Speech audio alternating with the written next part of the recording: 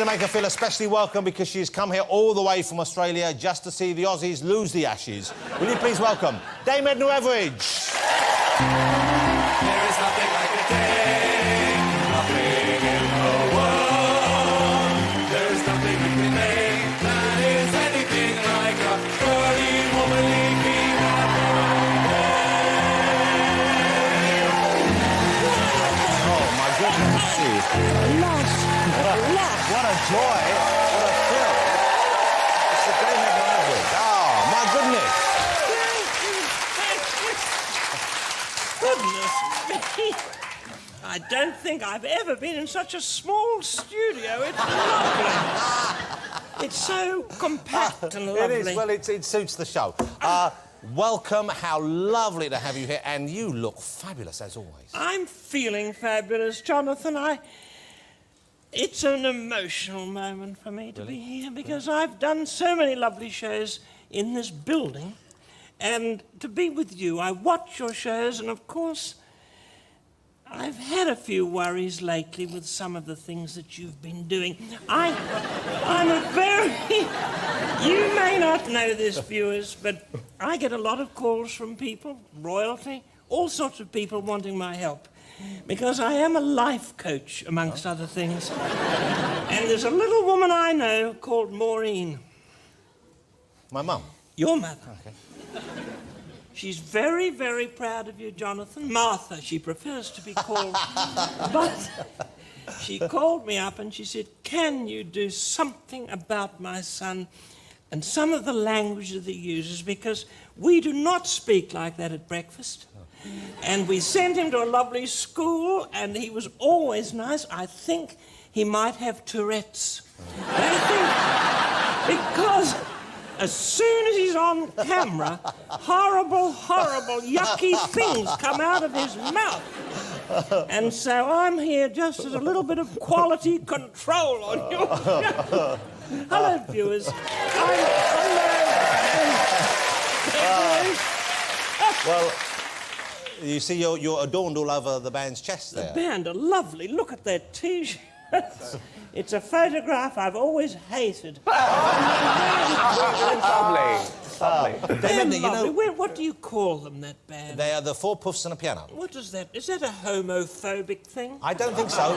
The fellas named themselves, of course, and I would have thought probably not. You wouldn't say something that was disrespectful about yourself, my son would be very offended if he heard that. Would he really? I think so, because I think they might be friends of my son, Kenny. Is it possible? Possibly. He's looking for Miss Wright, my son. Where's he looking? In the wrong places. He's an airline steward, isn't he? He's done a lot of things. As a matter of fact, he's lectured in flower arrangement. Wow. Okay. He's been a Qantas flight attendant. He's a choreographer. And he can whistle any show tune you care to mention. He is a man's man, viewers. Hey, I love the outfit. You know, one thing that struck me, I was looking back at your many appearances on TV over here, and you've had a long and incredibly successful career in show business. I have. It's been wonderful. It's been a fairy tale journey, viewers, for me. Television, stage, and yet I'm at the height of my powers. Well, at least that's what my gynecologist told me this morning. He did. He looked up and he said, you're at the height of your powers. He's a lovely, lovely man, my gynecologist. What a lovely... And it must have been a nice moment for him as well. It was nice. I had a present for him the other day, a beautiful, beautiful present. An unusual one. So if there are any women watching who want to give a gift to their gynecologist, this is what I suggest. I have his speculum. His speculum re-silvered. I don't think those boys will know what I mean by a speculum, but it is something, a tool. They're like salad tongs. Well, I took it along to Tiffany and they re-silvered it. They dipped it in silver. And I think it's probably the nicest thing it's ever been dipped in. Do you know that?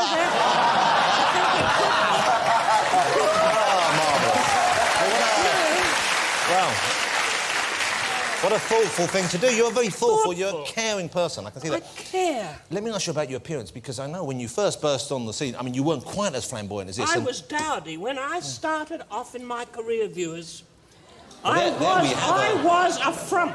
Well, Dame Edna, there we have an early picture of you just behind you there. Look, that was a totally different look. You wouldn't know it was the same woman. I'd improved. There, before that, I mean, there are no existing photographs. Luckily, I've had them destroyed. Quite right.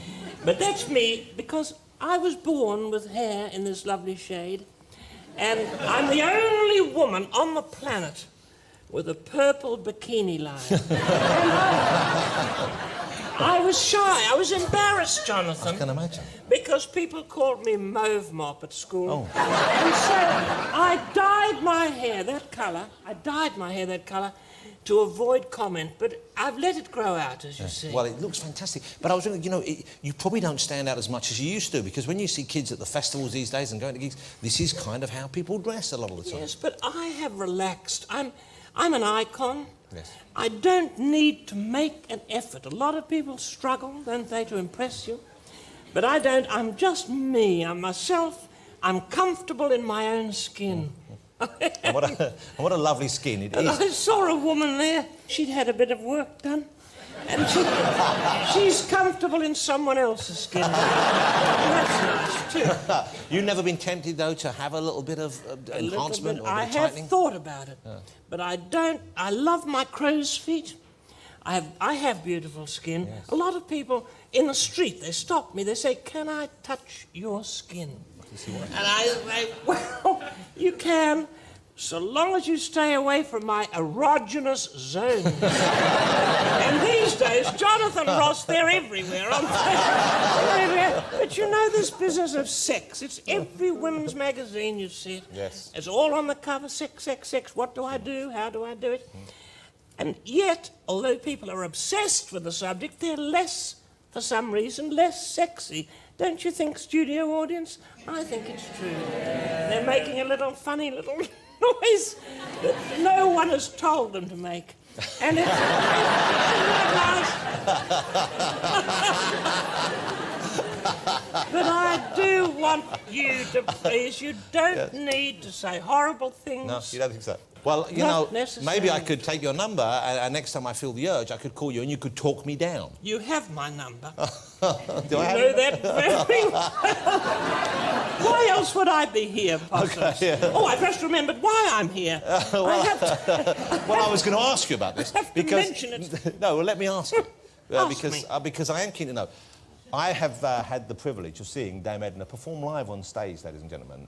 It's an experience unlike any other. Yes. She's a force of nature. And you haven't done it for many, many years. I think it's 10 Well, or I 11 have. years. In the United States, Jonathan, But not over here. where I have made an incredible impact. It came quite by accident. It's a little bit like, look, Yes. do you ever look at your career and think, how on earth did this happen? Because we think that, Jonathan. We think that. But Hang on. it's like love. Yes. If you seek it out, it doesn't seem to happen. It's something that comes up and taps you on the shoulder at a little cocktail party or in the tube. Well, not very often in the tube. But, you know, it takes you unexpectedly. Success. I don't seek it. It's come to me, and I'm such a lucky person. And I believe in gratitude. And I go around the world with what I call my stimulus package. It's not a show I do, it's a stimulus package. And I try to bring a little smile to people's lips, and I succeed. And it's difficult, though, these times. Yes. These times are difficult. It's tough times all round. I mean, sacrifices. How are you coping with the recession? I'm making sacrifices. In which way? I've stopped giving to charity. And I have.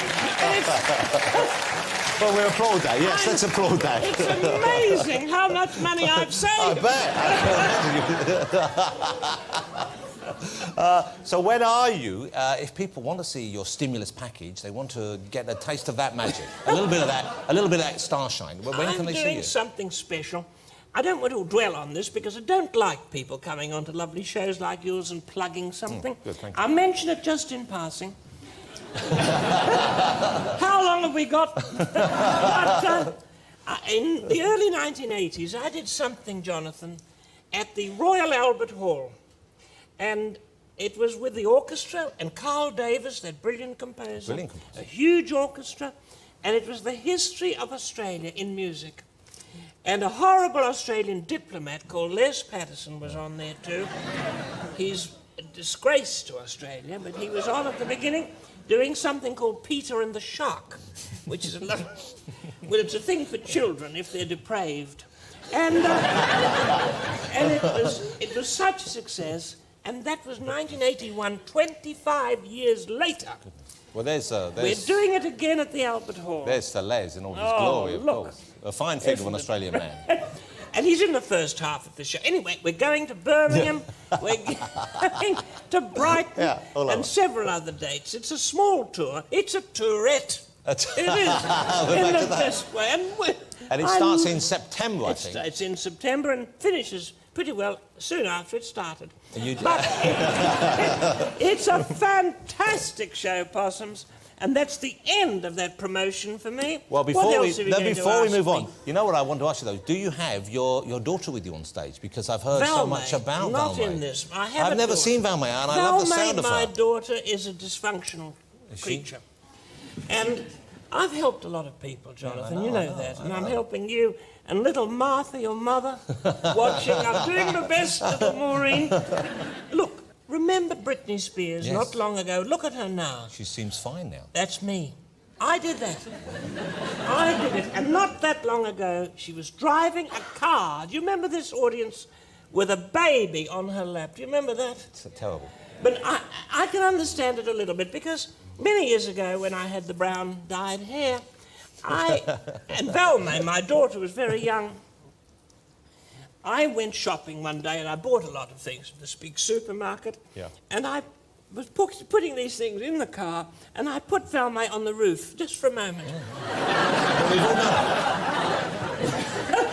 I drove off, Jonathan, and people in the streets were waving and pointing up. I thought, what's the matter with my hair? I thought. And little Valmay was white-knuckling on the roof rack. Well, a shrink, a psychiatrist, said to me later, I don't have one, but I retain one for my family's sake. And he said to me, from that incident stem her abandonment issues. That's what he said. She feels But like... that's ridiculous. I mean, I abandoned my daughter many, many other times. Why choose that one event? And she comes sometimes onto my shows as a sort of community service. Yeah. She's made to do that. She wears the... Is she under a house arrest or something? I believe Yes, she has she's the she's ankle got things. this, yes. It's dreadful, really. She's wearing the orange jumpsuit thing. It says community service, something like that. It's very unflattering. Fortunately, it doesn't matter in her case. She didn't inherit my bone structure, but she's electronically tagged. She is. She's electronically tagged. She's got one on each leg. So we can always tell how far apart they are at any given time. Well, that's a good thing for a mother to be able to find out, I imagine, isn't it? It's nice to know. It is. If you need that kind of information. Let me ask you, can I ask you about a more personal thing? You're a single woman. I know am your single. beloved husband, Norm. Norm he passed away. How come you haven't been snapped up? I mean, how come you haven't... You must have plenty of gentlemen callers. I have been approached by quite a few people, including you. But I've too much respect for that little red-headed, buxom wife of yours. However, I'm getting a bit drawn to younger men. Could I be what's called a cougar? Have you heard that expression? When I look at that Sex and the City show, I see women that I can identify with. And... you know, there are young fellows that I find quite appealing. Could you name one, or is there just any people that you've seen? Or? Well, that little fella's not so young anymore, who's coming, I saw in the green room. Why is it called a green room, incidentally? It's bright red. Bright red, I don't know. However, that little fellow from YouTube, I adore him. Well, which one? Do you mean the Bono or the Edge? Which one? Little Bono in Little Bono. particular. Little No, Bono. Look at the Edge looking away there. Do you think they are partners? Could they be? Well, they've been together for a long time. It's a successful... They've been alone in buses. I think we've been chatting long enough. You can edit this into something wonderful. Well,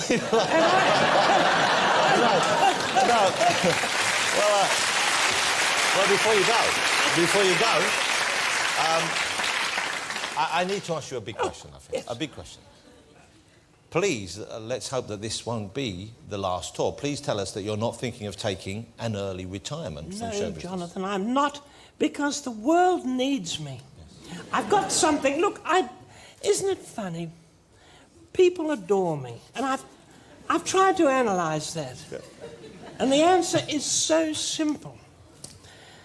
I adore myself. And I think my self-esteem is infectious, Jonathan. Yeah, it is. And I bring something original and new. Listen. Spontaneous. Well, how marvellous to have you here. When you're back in September and you're doing the World Albert Hall, I hope maybe you can find... the last night of the Poms. Okay. Well, I'm hoping that we can maybe find time in your schedule for you to sneak back on the show here for us. Would you come Sneak back? I will come and I'll be wearing another fabulous dress. Oh, that would be... Wouldn't that be and magnificent? You will be more confident. You will be more confident. And you will have cleaned up that act. Well, of I'm yours, working on it. Ross. And I need you to keep me on the straight and narrow. And we all adore you. We don't need any of that other thing that you do. It's only nerves, isn't it, Possum? And remember, as I said to your mother on the phone this morning, he's passing through a phase. Well, I think maybe I'm coming out the other side. Now, I'm feeling sorry for those people in the red room, as I call it. Well, we'll get them out. Would you like... Shall we... Get them out, because they're getting a little bit restless there. Well, you're a hard act to follow. Impossible act to follow. Well, let's give them a shout anyway. Don't make no efforts, a magnificent lesson. Thank you so much.